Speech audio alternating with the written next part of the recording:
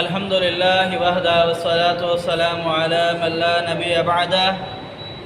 أما بعد فأعوذ بالله من الشيطان الرجيم بسم الله الرحمن الرحيم قال الله عز وجل في كتابه العزيز والتي يأتين الفاحشة من نسائكم فاستشهدوا عليهن أربعة منكم فإن شهدوا فأمسكوهن في البيوت حتى يتوفاهن الموت أو يجعل الله لهن سبيلا واللذان يأتيان